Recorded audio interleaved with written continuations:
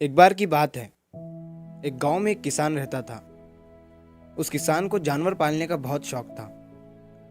उसके पास पहले से ही बहुत सारी भैंसें थी जिनका दूध बेचकर वो अपना घर चलाया करता था।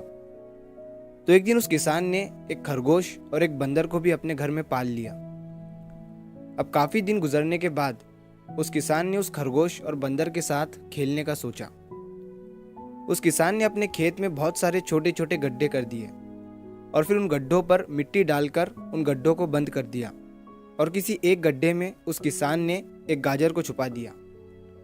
अब उस किसान ने खरगोश और बंदर को उस गाजर को ढूंढने के लिए कहा। खरगोश बहुत ही कॉन्फिडेंट था और उसे अपने आप पर बहुत विश्वास था। उसने एक एक गड्ढे को खोदना शुरू किया और गाजर ढूंढने लगा। लेकिन बंदर जो था वो बहुत ही नेगेटिव और आलसी था। उसने सोचा कि खेत में इतने सारे गड्ढे हैं और वो गाजर किसी एक गड्ढे में है, इतना कौन ढूंढेगा। वो बंदर ये सोचकर एक गड्ढे के ऊपर जाकर सो गया। अब उधर खरगोश अपनी पूरी मेहनत से गाजर ढूंढ रहा था। एक एक करके खरगोश ने सारे गड्ढे देख लिए, लेकिन उसे किसी भी गड्ढे में गाजर नहीं मिली। सिर्फ एक गड्ढा बाकी रह गया था जिसके ऊपर बंदर सो रहा था।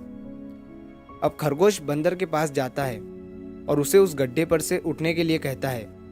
जैसे ही बंदर उस गड्ढे पर से उठता है, खरगोश गड्ढा खोद कर गाजर बाहर निकाल लेता है और अपने मालिक को ले जाकर दे देता है।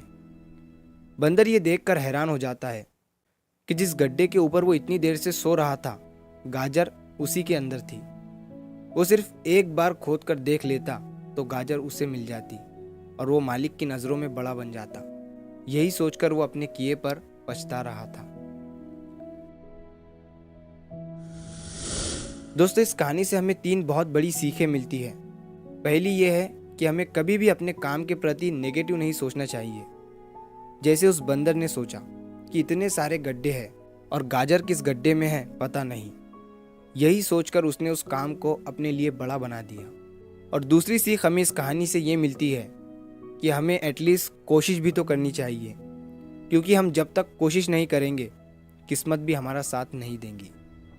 अगर वो बंदर जिस गड्ढे पर सोया हुआ था वहाँ से ही गाजर को ढूंढना शुरू करता तो उसे गाजर मिल जाती, लेकिन उसने कोशिश ही नहीं किया।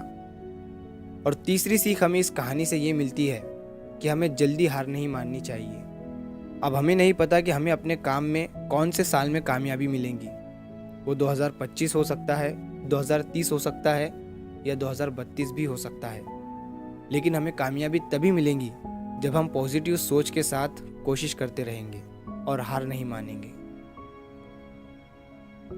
तो अगर आप इस कहानी को और भी लोगों तक पहुंचाना चाहते हो तो इस वीडियो को लाइक करो ताकि YouTube इस वीडियो को और भी लोगों तक पहुंचाए।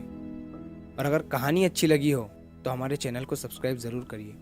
मिलता हूं मैं अगली बार